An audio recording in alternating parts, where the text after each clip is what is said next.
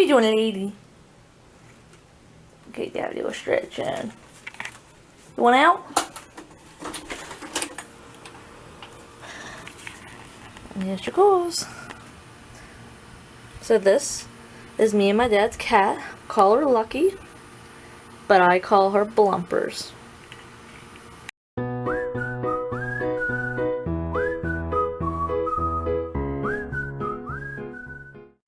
So I've basically taken over my dad's office, which is another good reason why I need to move out. I have so much yarn everywhere, so much yarn hanging up to dry and just chilling in the background. So I think that's another good reason why I'm hoping to move out in the next few months. So this is my little dye station. Yes, I know. Pretty messy, but you get to kind of see what it's like behind a small yarn dyer, dyeing a lot of yarn and having a lot of dye. So these are my babies that I dye yarn in. Got some yarn prepping for tomorrow. So I have a lot of dyes that are already pre-mixed. And a lot of the containers keep it fresh still.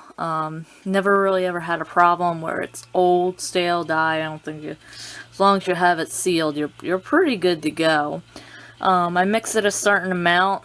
The way I like to keep my colors are certain, like high level concentration, and then when I get inspired to want to create new colorways, I based on how much to add from there. Last things I will probably miss when I move out is this nice industrial fan.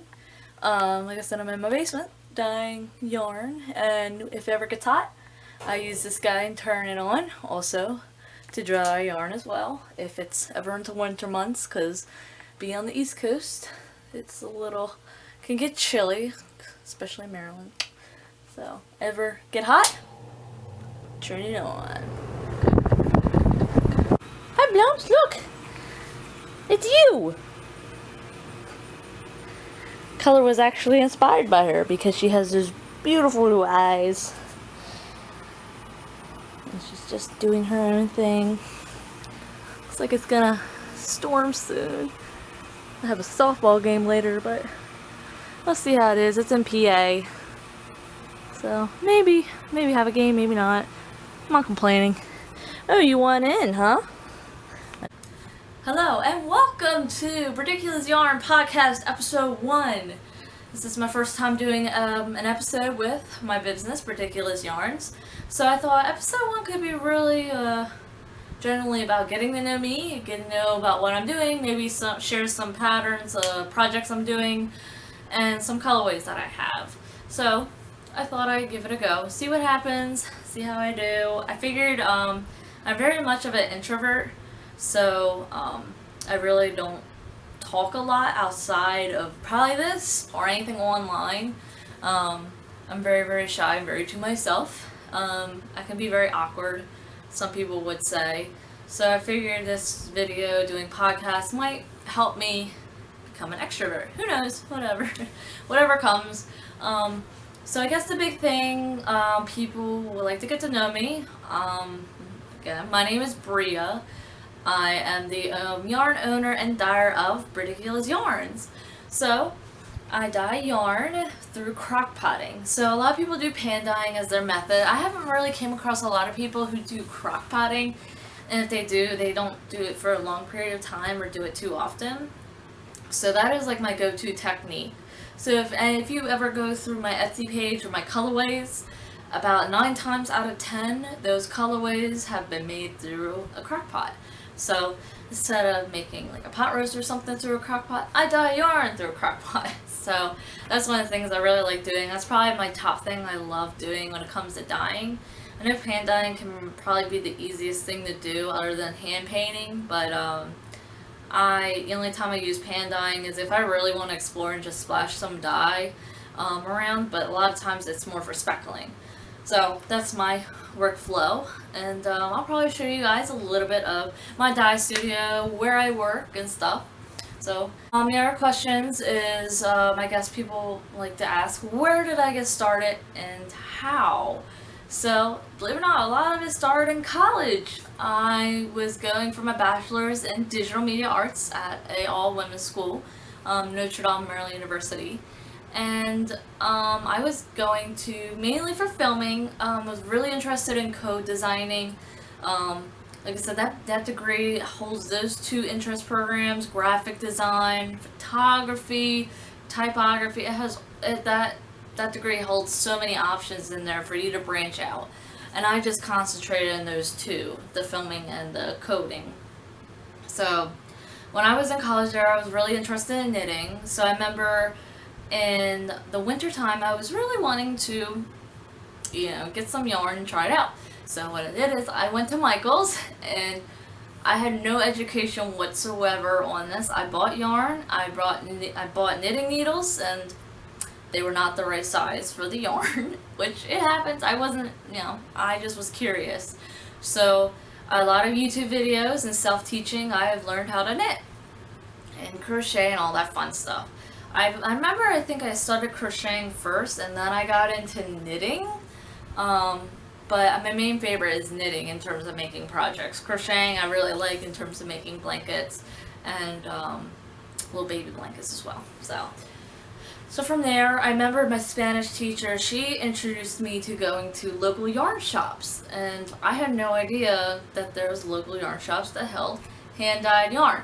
Imagine that. So I had no idea, and I went in there, and I remember seeing all these dyed yarns, and they were just gorgeous. And I told myself, I can do that, and I want to do that. So I remember going there, and this is before Melissa became the owner, which she is awesome. I highly recommend going to her shop. She's such a sweetheart. I remember going in there, and then from there I remember I bought a skein of yarn from Full Circle Artworks, and Stacy, she's awesome. She's always gonna be my favorite yarn dyer. So she's my first purchase from hand dyed yarn. So I remember going through that, and I remember making either socks or a shawl. It was one or the other from her yarn. And from there, I just had an interest. So when I graduated from college, there was 2 sections where my money was going. My savings and my college loans to pay off that debt. Yay! So I was doing those 2 things. I remember working retail. I remember having like 3 jobs at one time. I was doing retail. I was a softball coach, assistant softball coach at a college.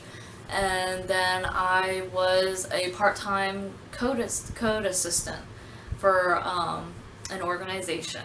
So I worked a lot. And when I picked up yarn dyeing, that was just an extra thing to work on. So I really stayed busy. So from there, I saved up all my money. I did a lot of YouTube videos. I really studied into what are some ways to dye yarn. And one of the things that caught me the most, that I was so interested in, was the crock potting. Like I said, I never saw a lot of people do it, and then when I did see people do it, it caught my interest so much that I can mix colors, that I can add colors, and then when I could take the yarn out when I think the colors have been exhausted, retwist, add another color, and just open it out. And it's just, to me, I thought it was really, really cool how to dye it. So from there, I bought a lot of yarn. Actually, behind the camera, that's where I first started. I started in my living room. I had one crock pot, a hand makeshift table that my father made. Actually, originally was for puzzles, because I was a geek for puzzles, and I always wanted to do the 3 5,000 piece puzzles. I was a little nerd with puzzles. So I had that, and then I had some dyes, and I just started there. Literally carpet and lots of stains. So from there, I made it just for me. I didn't really want to sell it. I didn't have the confidence to think people would take interest in what I make. So I always made stuff and made it for myself.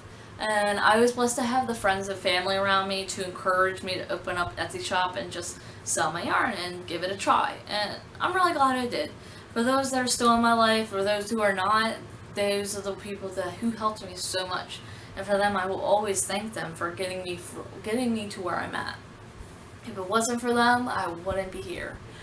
So from there, I kind of grew. I'm still small, but I still consider myself a lot bigger than when I started. I remember like getting orders once a day, and then not once a day. I'm sorry, once a month.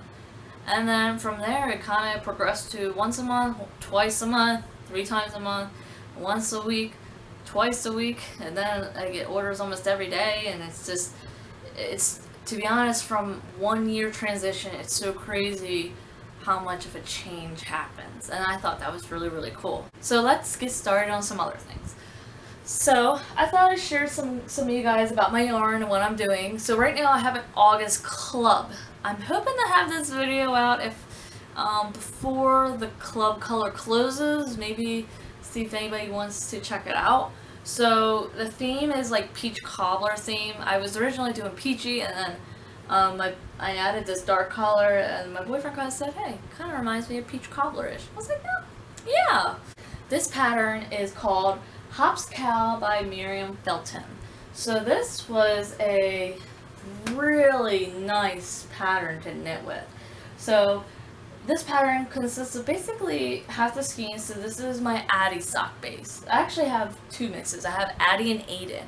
So the dark solid is Aiden, which is 100% superwash merino wool. And then I have Addy socks, which is 75-25 superwash merino nylon. So I mix those 2 together. I actually really like the result I got from it. I love the cabling. And this pattern, you still have so much yarn left that you can remake this twice. And if I wasn't the type of person that gets hooked on patterns really quick and pick up other patterns pick on projects while I'm still doing another project, I would remake this again and put the solid instead. It came out really, really nice. So this is the August colorway. So if you're ever interested, it should be still up until the 2nd week of August. That's when I close it. So the beginning of 2nd week is usually when I shut it down, so I can prep and make it and then send it out. So there's a few club options. There's a sock club, which is you get a regular sock weight with a mini. Deluxe club, where you get a regular skein of the colorway with a regular solid skein, or just a yarn club where you just get the colorway itself, just one single skein. And then the roving club, so it's 4 clubs, sorry. There's the roving club where you get these colorway in roving. So I like mixing it up. I like having lots of options for my customers. A lot of it deals with me thinking of how I would think if I was looking for clubs. So I thought that's kind of cool. So my original project was supposed to be something else, but I finished this on my vacation. I'm really glad I finished it. I have a really, really hard time with finishing projects and going on to the next. I have this issue, and I'm pretty sure I know probably 50 people who have the same issue, where you start a project, you get interested in another project, and you go right into that one, and you never go back to the other one for a long time. So my next project that I have, I'm almost done with. I am so excited. This is the Halfmoon Oracle, and this is so pretty. So I'm almost done. This is Halfmoon Oracle by Kristen. So what I do is typically I print out stuff and I file the pattern. That's kind of what I do. So if I ever want to pick up a random pattern, usually I do this, and it kind of helps me a lot instead of going through my dozens of saved things on Ravelry. So this colorway is actually from the new mini pack it's called the Garden Patch. Now for this though, I highly recommend getting the solids for the Garden Patch, and then getting a regular skein of the Garden Patch, because when I did the lace here, I actually had used my whole skein instead of the mini that went with it. This section here it takes a lot of yardage, and 92 yards of a mini is not gonna be enough. But everything else seems to be pulling up for 92 yards. I still have a lot left over of the colors, so I was thinking the last part, because it's a lace, last section is the lace part, and I was thinking about maybe mixing the colors up and kind of getting every other row different solid. Who knows? I kind of like how they mix up together. I'm the type that I just blend stuff, and if it works, it works. If it doesn't, it works. So I'll still wear it. I'll still like it. My nieces most likely will want this, so you can't say no to their adorable faces anyways. So this guy's almost done. Really liked it. This pattern was really fun to knit with. I absolutely loved it. And it goes by super quick, especially since I'm full-time in yarn dyeing. When I have like an hour of time left, I go really quick into this, especially my favorite thing is the brioche. I was very timid about it at first, doing brioche, but now I look online and I see a brioche pattern or anything that has brioche in it, I'm like all on deck for it. This guy right here is a project that is called the Breeze Razorback Cami. It's by Jessie Martinson. I hope I said that right. So, funny story. I went on vacation July 20th. This was supposed to be my vacation project. So I told myself I'm going to start it the same day my vacation started, and it needs to be done when my vacation ends. So that was kind of my goal. It was kind of something I really wanted to do. And I never really finished it, clearly. I still have probably 8 more inches to go for the waist, and then I still have a bunch of stuff to do. She released this pattern the same day I went on vacation, so that's kind of why I got inspired of doing this project. But what distracted me from finishing this was these 2 projects. I actually finished this on my vacation. This is what distracted me. But this guy is what distracted me the most. So I actually kind of say, you know what, let me do this. That's kind of my problem. So I have 2 projects open, and then I believe I have a 3rd project that I haven't touched in a while that needs to be finished. I just have to bind off, and I'm really lazy. So that's pretty much it. Like I said, I have new colorways that came out as well. So they just been released. So I have a new color. Well, it's not really new. So before I did clubs and stuff, I had limited edition yarns that came out every month. So it was colors that would only come out for that month and that month only. And it was good, but it was also a struggle a little, just because I was still small and I can only grasp so much attention from it. But the one guy that came really popular was this guy. So this one is really popular. It's called Witch's Brew. So when I first got this out, this was super popular. Everyone loved it, and I've had dozens of people beg to have it back. And to be honest, I'm glad it's back. I actually really like it too. It's a very fun colorway. It has all these greens. It's this berry purple color, a little pinkish, and then it is completely exhausted with this dark blue. So, and you can see that there's some saturated colors within that blue with the greens and the purple pinks. So it came out really nice. And this is Addy sock base, so this is good for socks or any shawl projects. So this was very fun to knit with, and to knit with in the past. I've actually had a few people who really want the yarn to finish a project. So colors may be a little different. Because as you're a yarn dyer, your methods change over time to be more efficient, and that's kind of what happened with me. I kind of figured out a few ways to make the dyes get quicker to exhaust in the pots. So I figured a way to make the colors latch onto the fibers more, so it might come out a little darker less. So I still like it. Came out really nice. It's really pretty in the thicker colors. And this guy is called Late Night. It kind of reminded me of Halloweenish, like vampire-ish, But also reminds me of the woman in the red dress or red lipstick having a late night out. I don't know. I don't really go out, but when I do, I typically see a lady go have a nice day or something, have a nice night. So this method is very, very similar as to how I made Witch's Brew, but in terms of getting that strict of color, I will not share that. So it's really nice. There's a few ways people make it to get that kind of direct point of the colorways, but my crockpot method allows it to make it like that. And this is also an Addy Socks. And then I have two more colors. This is Joxer Dk. This is 100% superwash merino wool. This is a fun little base. I love it, so squishy. So this one is A Day at the Pond. So you get all them little speckles, that golden straw color, and then more speckles of that green, blue. It's just random, and it's really, to be honest, I thought it was really pretty. My boyfriend helped me out pick a name. I'm always open to names, and I just really like the name A Day at the Pond instead of a swamp or something, because I was thinking swampish, but this is better than the name swampish.